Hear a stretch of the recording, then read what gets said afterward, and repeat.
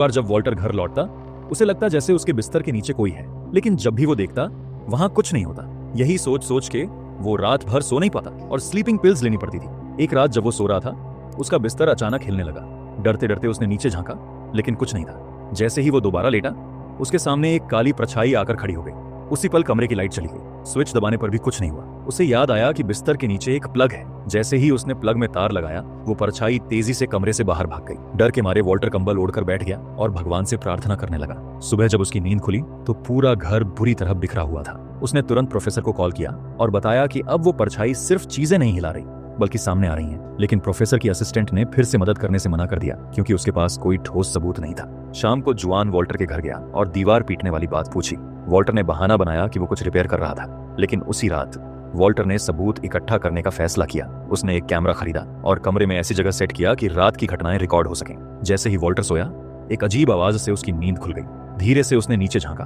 तभी कैमरा जमीन पर गिर गया। उसने जैसे ही खिड़की की तरफ देखा, वहां एक डरावनी परछाई खड़ी थी। डर के मारे उसने लाइट ऑन की, पर परछाई गायब हो गई।